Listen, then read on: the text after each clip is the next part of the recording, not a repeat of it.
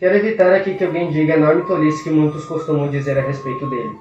Estou pronto para aceitar a Jesus como um grande mestre de moral, mas não aceito sua reivindicação de ser Deus. Esse é o tipo de coisa que não se deve dizer. Um homem que fosse meramente um ser humano e dissesse o tipo de coisa que Jesus disse, não seria um grande mestre de moral. De duas uma, ou ele seria um lunático, no nível de alguém que afirmasse ser um ovo frito, ou então seria o diabo em pessoa. Faça sua escolha. Ou esse homem era e é o Filho de Deus, ou então louco ou algo pior. Você pode descartá-lo como sendo um tolo, ou pode cuspir nele e matá-lo como um demônio. Ou então poderá cair de joelhos a seus pés e chamá-lo de Senhor e Deus. Mas não me venha com essa conversa mole de ele ter sido um grande mestre de moral, pois ele não nos deu essa alternativa, nem tinha essa pretensão. E para você, quem Jesus é? Um louco, um mentiroso ou o próprio Deus, diante do qual todo joelho se dobrará? É assim que começo este vídeo, sobre este livro, Cristianismo Puro e Simples. Mas antes de começar a falar sobre esse livro, eu vou te pedir que deixa o like nesse vídeo, compartilha com seus amigos e se inscreve no canal para não perder nenhuma novidade. Então, o assunto deste vídeo é este livro aqui, Cristianismo Puro e Simples, do renomado autor Cliff Staples Lewis, ou popularmente conhecido, o grande C.S. Lewis, um escritor britânico e professor de literatura da Universidade de Oxford, do século XX. E estamos aqui diante do livro do considerado príncipe da apologética cristã do século XX, ou seja, um grande escritor e defensor da fé cristã do século XX. E sobre o que é este livro?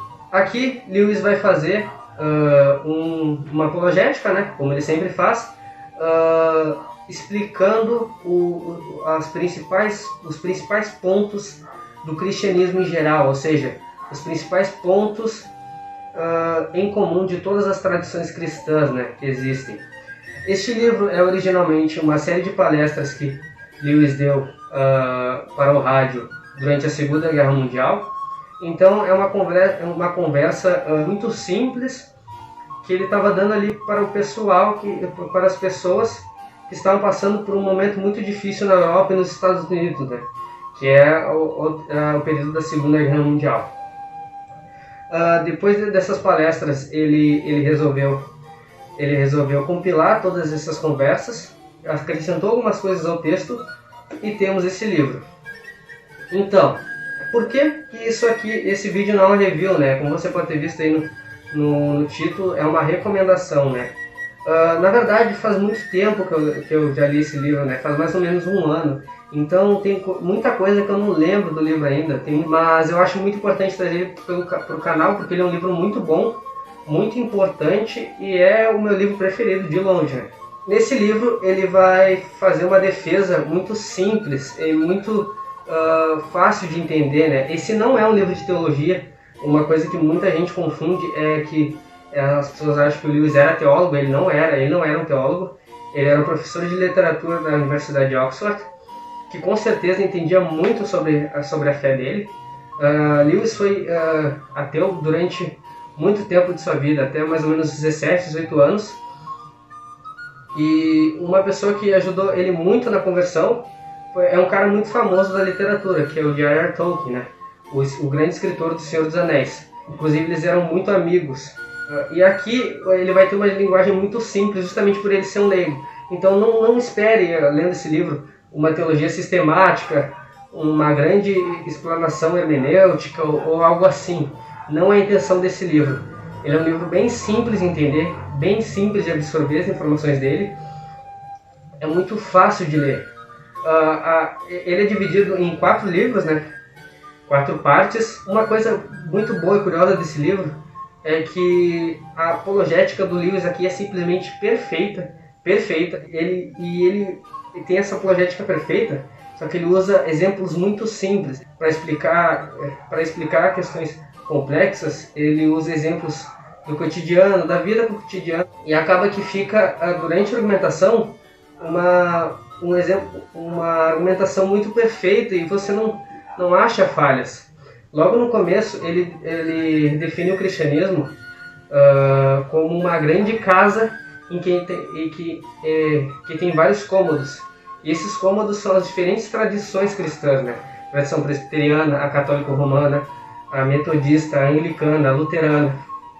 E então ele gosta de usar esses exemplos simples, né, como uma casa, para descrever coisas que ele quer transmitir para o leitor, né? Acho que a parte mais complicada, mais teológica do livro é o último livro, né? Que é a última parte do livro, que é o livro 4. Além da personalidade, os primeiros passos da doutrina da Trindade. Ou seja, aqui ele vai entrar um pouquinho mais de teologia, mas não é muito difícil de entender. É um pouco mais complicado, mas dá para entender muito bem. Que aqui ele vai explicar sobre a Trindade, sobre como ela funciona, sobre como ela é entendida ou mal entendida, né?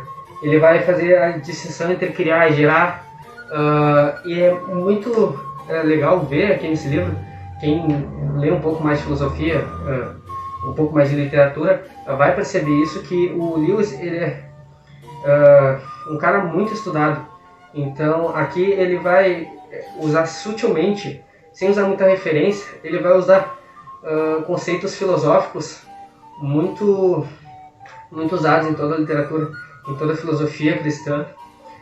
E quem sabe e conhece mais, estuda um pouco mais, vai pegar. Ele vai usar exemplos aqui, conceitos de São Tomás de Aquino, Santo Agostinho.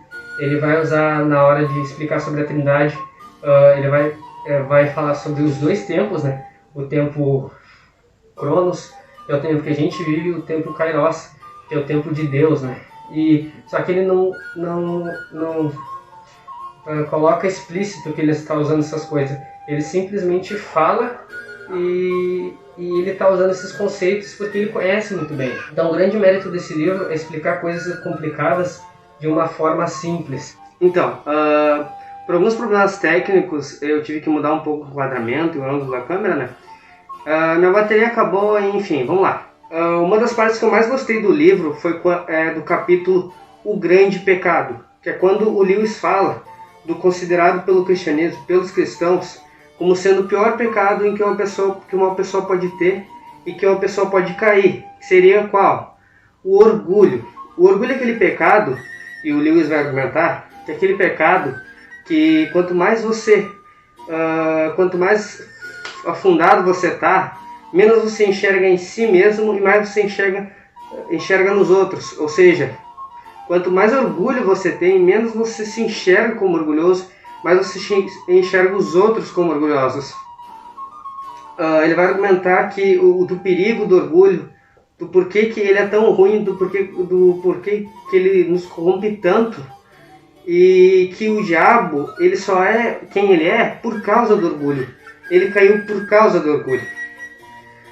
Ele também, sendo uma apologética, né, ele também vai responder objeções e alguns argumentos de falácia do espantalho, né, que é o seguinte, que ele vai usar um exemplo aqui muito bom, que é se uma pessoa é cristã, por que ela faz isso? Por que ela é assim? E o Lewis vai argumentar que, apesar disso ser um questionamento comum, natural e certo, porém a real pergunta que as pessoas devem se fazer é como essa pessoa seria se ela não fosse cristã? Ou seja, a Dona Vera é tão fofoqueira e vai à igreja domingo? Se ela é tão fofoqueira assim, imagina quanto ela seria se ela não fosse na igreja. E nesses argumentos muito bons e essa apologética muito boa do Lewis, você vê que o cristianismo do Lewis é aquele cristianismo radical, é aquele cristianismo ortodoxo, aquele cristianismo do negue a si mesmo, tome a sua cruz. E em vários momentos do livro eu senti que ele é um livro assim, ele não tenta não ofender ninguém aqui, ele não tenta usar as palavras certinhas para não deixar ninguém magoado. Não, ele vai falar coisas que vão ofender, que vão ferir. Então esse é um livro que é cheio de socos no estômago. O livro inteiro ele vai jogar coisas na cara do leitor, e coisas sobre um comportamento cristão que você, nossa, não sou assim, nossa, eu faço isso, nossa, eu não tinha pensado nisso, nossa, isso é tão forte, você vai pensar. E é para ser assim, o Lewis faz isso de propósito. ele também entende muito bem, né, sendo muito influenciado pelo Chesterton. Ele vai falar no começo do livro que ele leu O Homem Eterno, né, um dos livros mais famosos do Chesterton. Ou seja, ele foi muito influenciado por esse autor. Então o Lewis entende muito bem a realidade paradoxal do que é o cristianismo, porque o cristianismo ele é uma religião cheia de paradoxos. É por isso que Chesterton é tido como autor dos paradoxos, né? Das coisas que se opõem. Então o Lewis entende muito bem essa realidade paradoxal do cristianismo, sabe transmitir isso muito bem. Por fim, para quem que eu recomendo esse livro? Bom, se você é um cristão, cara, não tem. Você não pode morrer antes de ler isso aqui. Isso é leitura obrigatória para qualquer cristão. Se você não leu ainda, cara, você está perdendo. Vai atrás dessa grande obra clássica do cristianismo de todos os tempos. Se você não é cristão, lê isso aqui. Mesmo assim, essa obra foi, com certeza, uma obra de apologética e de tamanha qualidade, ajudou muitos na conversão do cristianismo. Se você é novo na fé cristã, você lê isso aqui, que isso vai te ajudar bastante. Conhecimento do intelecto. Isso aqui vai te abrir portas para outras obras muito boas. Se você não é cristão, também gosta de estudar as religiões, seja você um ateu, seja você de outra religião, cara, se você gosta de estudar as religiões, pega isso aqui, essa obra sobre a maior religião de todos os tempos, né, a maior religião do mundo, que é uma obra muito boa mesmo, clássica da literatura cristã de todos os tempos. E é isso, cara, só ler, que isso aqui é muito bom mesmo. Espero que você tenha gostado do vídeo. Eu vou te pedir encarecidamente de novo para que deixe o like, compartilhe com seus amigos, se inscreva no canal, ative o sininho para receber todas as notificações. E aí embaixo na descrição eu vou deixar o link para as minhas redes sociais, para você acompanhar e lá quando avisar que vou postar vídeo, fazer perguntas para vocês. Me acompanhe nas redes sociais para você não perder nada. Valeu e falou!